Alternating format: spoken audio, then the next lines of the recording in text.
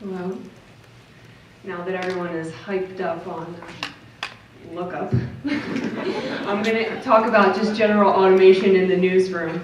And I know a lot of talks here at NICAR have touched on automation, but this is really supposed to be like a quick hits guide, and especially for those newsrooms that haven't taken some of the primary steps to integrate automation and to utilize it in an efficient way, this will be a good introduction. So, what do I mean by automation? I mean writing scripts or programs that streamline the story process and increase productivity. And that can happen in a few different ways. The main ways that I'm going to focus on right now is that we can automate the way we find our stories, the way we collect data for our stories, and the eventual writing of short stories that come from finding ideas and collecting data. So first I'm going to introduce some general criteria, and then as I start to talk more about it, you'll see it fall into place.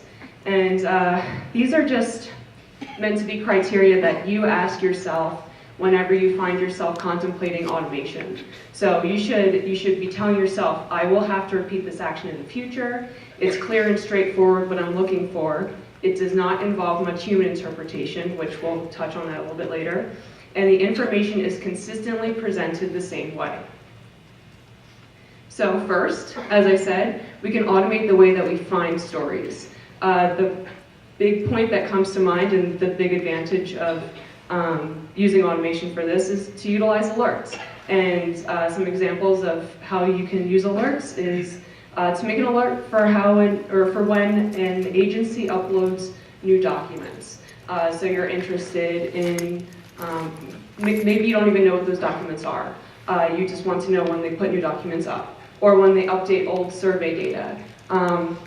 Or you make an alert that when something pops up on your Twitter feed, you want to know about it. So these are all essential methods for those organizations, especially that focus on breaking news and when it's important that that you get that information first.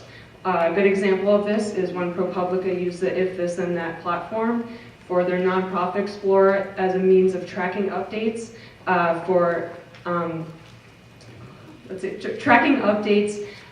to know when new documents were being uploaded onto a certain website by changes in the RSS feed. And so this is an example of something that doesn't involve, like you're using the IFTTT platform. This doesn't involve much coding. You can also use this by collecting. You can use automation through collecting data for your stories. And an example of this is write a parser for data that's easily grabbable. This is the most simple example that I could make for this slide. It's very straightforward. Let's say you have something like an HTML document and it's not really laid out too complexly. It's not pretty at all, but you know that the name of the person that you're looking for generally follows something like the name word, right? So you know that when you write a parser, that's the pattern that you're looking for. One thing that you don't want to bother with, and this is particularly, I stress this with text, that isn't straightforward. So like a large document, I'm thinking like multiple paragraphs, anything that you have to look at and interpret and get like a yes or no answer from, or a one sentence summary of. These are great chances to use machine learning and to use robust programs. But personally, my advice is sometimes by the time you train it, you could have read it. And if you think that by the time you write a program and you run a regression on it and you find that it's 70% accurate, well, probably a week has passed and you could have read it twice.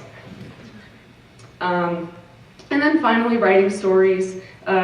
These stories aren't going to be anything long-winded, and they're going to focus on the facts that you can provide. And one great example of this is QuakeBot by Ken, who will come up and talk in a few minutes, with the LA Times. And this bot was actually, it was scraping USGS earthquake notification services.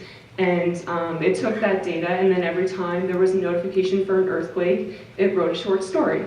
And this was a process for collecting data that was consistent, right? Because the data every time was coming out in the same fashion. So you could preemptively write something that would know how to handle it. And it eliminates the time that it takes to gather the information, and therefore frees up the reporter's time so that now that the important information is out the door, you can focus on getting beyond the who, what, when, where of the story.